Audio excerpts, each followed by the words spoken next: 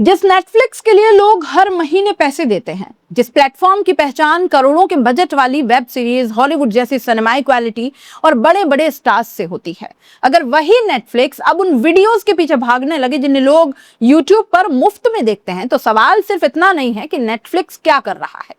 असल सवाल है नेटफ्लिक्स ऐसा करने को मजबूर ही क्यों हुआ। क्योंकि मामला सिर्फ कुछ यूट्यूबर्स को अपने प्लेटफॉर्म पर लाने का नहीं है, ये लड़ाई है आपके वक्त की, आपके ध्यान की और आने वाले वक्त के पूरे एंटरटेनमेंट बिजनेस की। 3 अगस्त से अमेरिका और कनाडा जैसे चुनिंदा बाजारों में नेटफ्लिक्स ने एक बड़ा बदलाव शुरू किया है। अब बज़फीड, वैरायटी और टेस्ट मेड जैसे डिजिटल पब्लिशर्स के वीडियो भी नेटफ्लिक्स पर दिखाए जाएंगे। यानी जो कंटेंट अब तक लोग यूट्यूब पर जैसे प्लेटफॉर्म पर मुफ्त में देखा करते थे, वही कंटेंट अब नेटफ्लिक्स के प्रीमियम इकोसिस्टम में जगह बना रहा है। भारत में इसकी झलक पहले ही दिखाई दे चुकी है।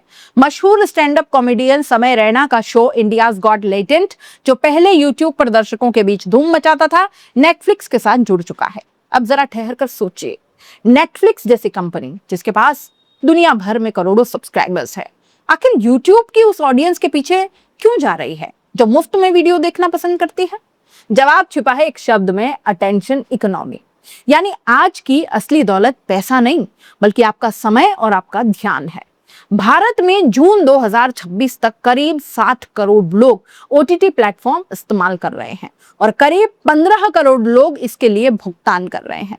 लेकिन असली चुनौती सिर्फ नए सब्सक्राइबर जोड़ना तो नहीं है, चुनौती है उन्हें रोक कर रखना। आज का दर्शक ना किसी एक प्लेटफॉर्म से बंधा हुआ नहीं है। एक सीरीज देखने के लिए नेटफ्लिक्स लिया, सीरीज खत्म हुई, अगला महीना शुरू होने से पहले सब्सक्रिप्शन कैंसिल, फिर दूसरे प्लेटफॉर्म पर चले गए। यानी कंपनियों के सामने अब सबसे बड़ा सवाल ये नहीं है कि उनके पास कितने ग्राहक हैं, सवाल है ग्राहक उनकी स्क्रीन पर कितनी देर रुकता है। और यहीं यूट्यूब नेटफ्लिक्स को कड़ी टक्कर देता है। दुनिया भर में लोग औसतन नेटफ्लिक्स पर करीब 93.4 मतलब 93-94 मिनट रोज बिताते हैं, जबकि यूट्यूब पर यह समय करीब 99 मिनट बताया गया है। फर्क सिर्फ कुछ मिनट का दिखता है, लेकिन करोड़ों दर्शकों के स्तर पर यही कुछ मिनट अरबों रुपए के विज्ञापन और बिजनेस में बदल सकते हैं। क्योंकि यूट्यूब ने दर्शकों की आदत बदल डाली है। Short videos, reels, quick entertainment और लगातार बदलता कंटेंट। हर कुछ सेकंड में नया वीडियो, नया चेहरा, नई कहानी, नई उत्तेजना। अगर पहले कुछ सेकंड में वीडियो ने आपका ध्यान नहीं खींचा ना, तो अंगूठा स्क्रीन पर चलता है और अगली कहानी शुरू।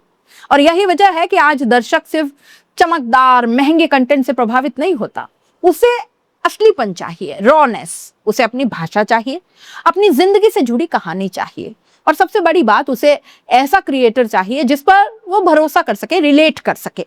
और यही कारण है कि भारत में यूट्यूब क्रिएटर इकोनॉमी इतना बड़ा कारोबार बन गई है। ऑक्सफोर्ड इकोनॉमिक्स की रिपोर्ट के मुताबिक यूट्यूब के इकोसिस्टम ने भारत की जीडीपी में करीब 16,000 करोड़ रुपए का योगदान दिया है और हजारों फुल टाइम रोजगार पैदा किए। यानी कैमरे के सामने खड़ा एक क्रिएटर अकेला काम नहीं करता, उसके पीछे स्क्रिप्ट राइटर है, वीडियो एडिटर है, रिसर्चर है, कैमरामैन है और थंबनेल डिजाइनर तो है ही। और धीरे धीरे एक पूरी डिजिटल इंडस्ट्री खड़ी हो रही है। यही वो ताकत है जिसे नेटफ्लिक्स अब नजरअंदाज नहीं करना चाहता। और यहाँ कहानी में आता है एक और बड़ा बदलाव, मुंबई बनाम नोएडा। कभी मनोरंजन की दुनिया में मुंबई ही अंतिम मंजिल मानी जाती थी, लेकिन डिजिटल क्रिएटर इकोनॉमी ने यह समीकरण भी हिला दिया। नोएडा और दिल्ली एनसीआर में कम लागत पर बड़े स्टूडियोज, पॉडकास्ट सेटअप, एडिटिंग सुविधाएं और डिजिटल एजेंसियां खड़ी हो रही है।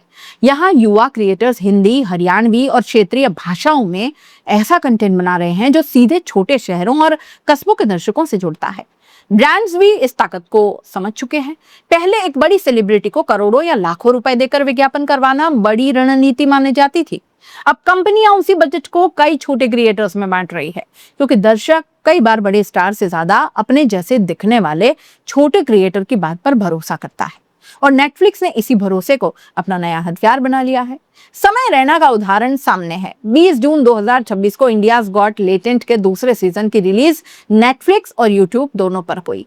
रिपोर्ट के मुताबिक सिर्फ 4 दिनों में यूट्यूब पर इस एपिसोड को करीब 4 करोड़ 70 लाख व्यूज मिले, जबकि नेटफ्लिक्स पर करीब 22 लाख लोगों ने इसे देखा। नेटफ्लिक्स का आंकड़ा यूट्यूब की तुलना में छोटा जरूर था, लेकिन शो नेटफ्लिक्स की global top 10 non English shows की लिस्ट में 7वें स्थान पर पहुंच गया। और यहीं से नेटफ्लिक्स की रणनीति साफ दिखाई दी। वो यूट्यूब से लड़ने के बजाय यूट्यूब की ऑडियंस को अपने साथ जोड़ना चाहता है। क्रिएटर के लिए भी ये बड़ा बदलाव है। यूट्यूब पर आज वीडियो वायरल हुआ तो कमाई, कल एल्गोरिदम बदला तो व्यूज गिर सकते हैं।